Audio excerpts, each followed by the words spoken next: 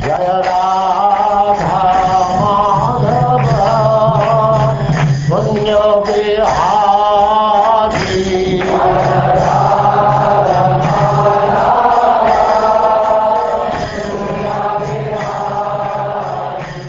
And now, Chapter 3.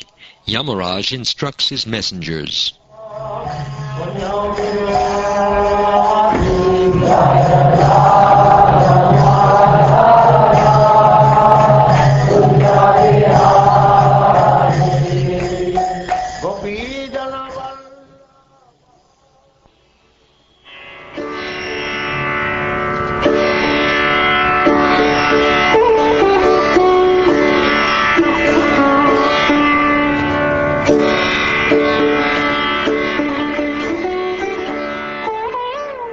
King Pariksit said, O my lord, O Shukdev Goswami, Yamaraj is the controller of all living entities in terms of their religious and irreligious activities, but his order had been foiled. When his servants, the Yamadutas, informed him of their defeat by the Vishnu Dutas, who had stopped them from arresting Ajamil, what did he reply? O great sage, never before has it been heard anywhere that an order from Yamaraj has been baffled. Therefore, I think that people will have doubts about this, that no one but you can eradicate. Since this is my firm conviction, kindly explain the reasons for these events. My dear king, when the order carriers of Yamaraj were baffled and defeated by the order carriers of Vishnu, they approached their master, the controller of Samyamani Puri and master of sinful persons, to tell him of this incident. The Yamadutas said, Our dear Lord, how many controllers or rulers are there in this material world? How many causes are responsible for manifesting the various results of activities performed under the three modes of material nature, that is, Sattvaguna, Rajaguna, and Tamoguna? If in this universe there are many rulers and justices who disagree about punishment and reward, their contradictory actions will neutralize each other, and no one will be punished or rewarded. Otherwise, if their contradictory acts fail to neutralize each other, everyone will have to be both punished and rewarded. Since there are many different karmis or workers, there may be different judges or rulers to give them justice. But just as one central emperor controls different departmental rulers, there must be one supreme controller to guide all the judges. The supreme judge must be one, not many. It was our understanding that you are that supreme judge, and that you have jurisdiction even over the demigods. Our impression was that you are the master of all living entities, the supreme authority who discriminates between the pious and impious activities of all human beings. But now we see that the punishment ordained under your authority is no longer effective, since your order has been transgressed by 4 wonderful and perfect persons. We were bringing the most sinful Ajamil toward the hellish planets following your order, when those beautiful persons from Siddhaloka forcibly cut the knots of the ropes with which we were arresting him. As soon as the sinful Ajamil uttered the name Narayan, these 4 beautiful men immediately arrived and reassured him, saying, Do not fear, do not fear. We wish to know about them from your lordship. If you think we are able to understand them, kindly describe who they are.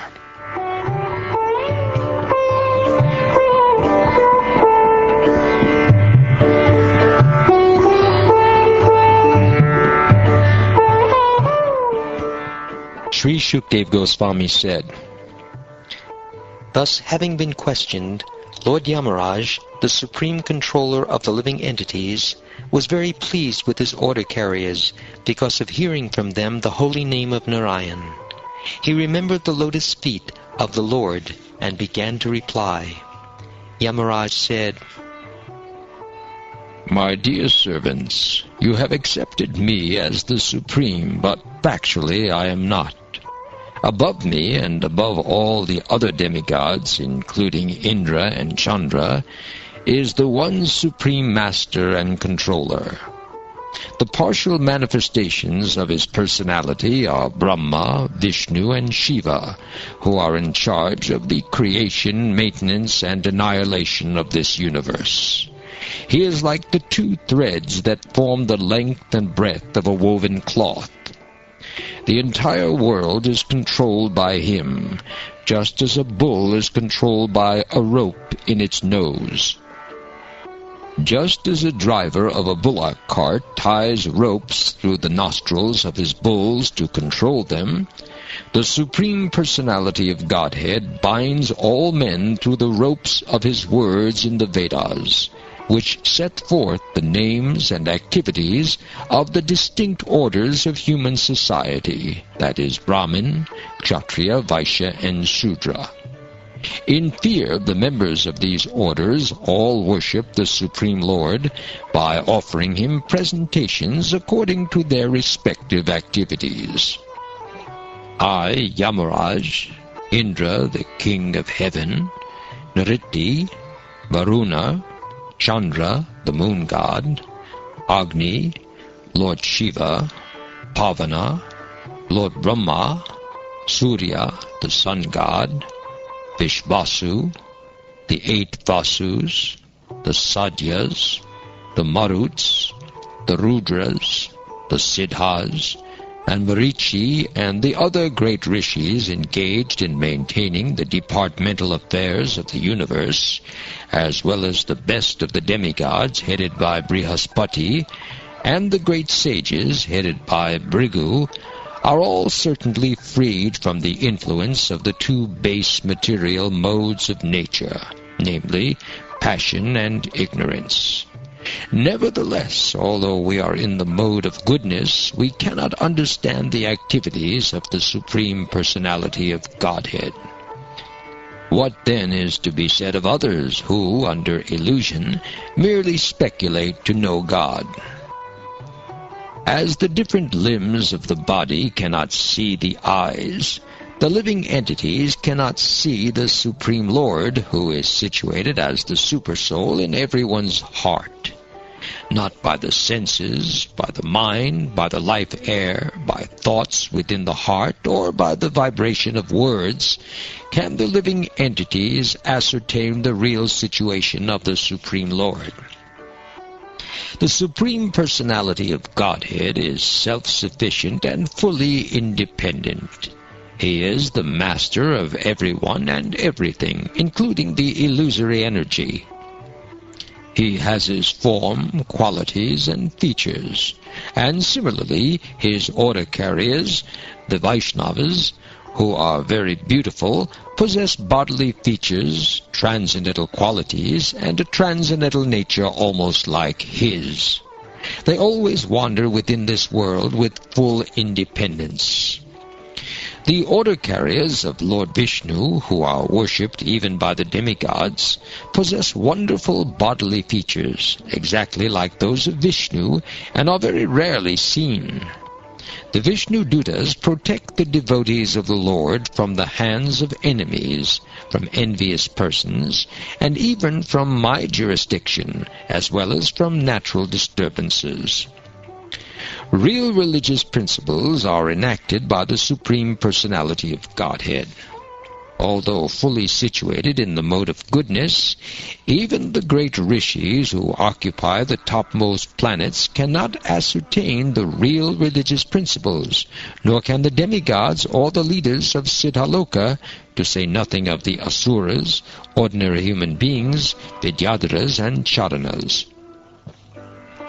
Lord Brahma, Bhagavan Narad, Lord Shiva, the 4 Kumaras, Lord Kapila, the son of Devahuti, Swayambhuva Manu, Prahlad Maharaj, Janaka Maharaj, Grandfather Bhishma, Bali Maharaj, Shukdeva Goswami, and I myself know the real religious principle.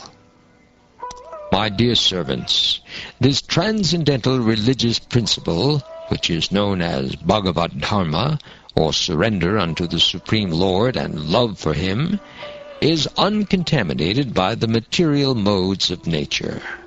It is very confidential and difficult for ordinary human beings to understand. But if by chance one fortunately understands it, he is immediately liberated, and thus he returns home back to Godhead.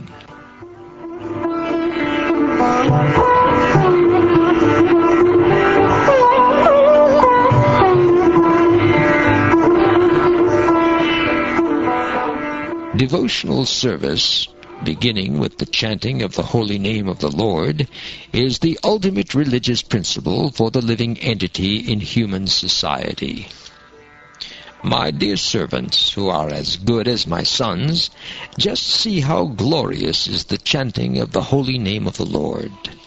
The greatly sinful Ajamil chanted only to call his son, not knowing that he was chanting the Lord's holy name. Nevertheless, by chanting the holy name of the Lord, he remembered Narayan, and thus he was immediately saved from the ropes of death. Therefore, it should be understood that one is easily relieved from all sinful reactions by chanting the holy name of the Lord and chanting of His qualities and activities. This is the only process recommended for relief from sinful reactions. Even if one chants the holy name of the Lord with improper pronunciation, he will achieve relief from material bondage if he chants without offenses. Ajamil, for example, was extremely sinful, but while dying he merely chanted the holy name, and although calling his son, he achieved complete liberation because he remembered the name of Narayan. Because they are bewildered by the illusory energy of the Supreme Personality of Godhead, Yajnavalkya and Jaimini and other compilers of the religious scriptures cannot know the secret confidential religious system of the 12 Mahajanas. They cannot understand the transcendental value of performing devotional service or chanting the Hare Krishna mantra. Because their minds are attracted to the ritualistic ceremonies mentioned in the Vedas, especially the Yajurveda, Samaveda, and Rigveda, their intelligence has become dull. Thus they are busy collecting the ingredients for ritualistic ceremonies that yield only temporary benefits, such as elevation to Svargaloka for material happiness. They are not attracted to the Sankirtan movement. Instead, they are interested in Dharma, Artha, Kama, and Moksha. Considering all these points, therefore, intelligent men decide to solve all problems by adopting the devotional service of chanting the holy name of the Lord, who is situated in everyone's heart, and who is a mine of all auspicious qualities. Such persons are not within my jurisdiction for punishment. Generally, they never commit sinful activities, but even if by mistake, or because of bewilderment or illusion they sometimes commit sinful acts, they are protected from sinful reactions because they always chant the Hare Krishna mantra. My dear servants, please do not approach such devotees, for they have fully surrendered to the lotus feet of the Supreme Personality of Godhead. They are equal to everyone, and their narrations are sung by the demigods and the inhabitants of Siddhaloka. Please do not even go near them. They are always protected by the club of the Supreme Personality of Godhead. Therefore, Lord Brahma and I, and even the time factor, are not competent to chastise them. Paramahamsas are exalted persons who have no taste for material enjoyment, and who drink the honey of the Lord's lotus feet. My dear servants, bring to me for punishment only persons who are averse to the taste of that honey, who do not associate with Paramahamsas, and who are attached to family life and worldly enjoyment, which form the path to hell. My dear servants, please bring to me only those sinful persons who do not use their tongues to chant the holy name and qualities of Krishna, whose hearts do not remember the lotus feet of Krishna even once, and whose heads do not bow down even once before Lord Krishna. Send me those who do not perform their duties toward Vishnu, which are the only duties in human life. Please, bring me all such fools and rascals.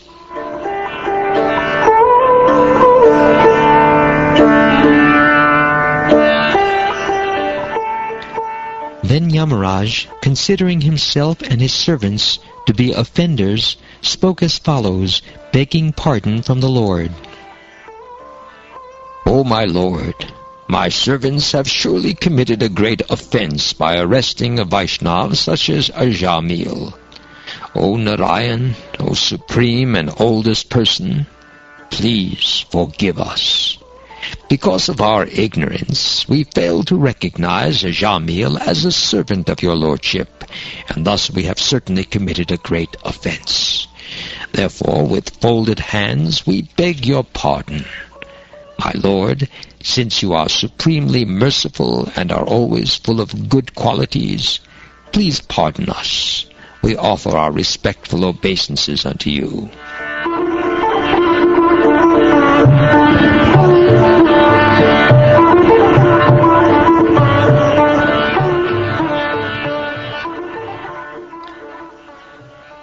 My dear King, the chanting of the holy name of the Lord is able to uproot even the reactions of the greatest sins.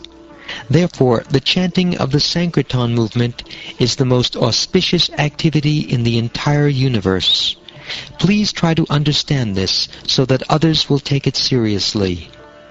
One who constantly hears and chants the holy name of the Lord, and hears and chants about his activities, can very easily attain the platform of pure devotional service, which can cleanse the dirt from one's heart. One cannot achieve such purification merely by observing vows and performing Vedic ritualistic ceremonies. Devotees who always lick the honey from the lotus feet of Lord Krishna do not care at all for material activities, which are performed under the three modes of material nature, and which bring only misery. Indeed, devotees never give up the lotus feet of Krishna to return to material activities. Others, however, who are addicted to Vedic rituals because they have neglected the service of the Lord's lotus feet and are enchanted by lusty desires, sometimes perform acts of atonement. Nevertheless, being incompletely purified, they return to sinful activities again and again. After hearing from the mouth of their master about the extraordinary glories of the Lord and his name, fame, and attributes, the Yamadutas were struck with wonder. Since then, as soon as they see a devotee, they fear him and dare not look at him again.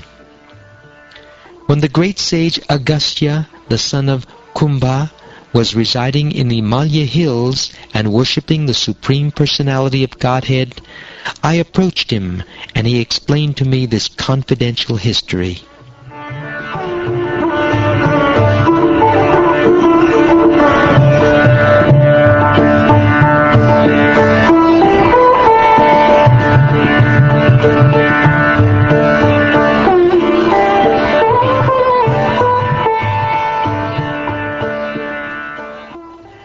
Thus ends the third chapter of the sixth canto of the Srimad Bhagavatam, entitled Yamaraj Instructs His Messengers.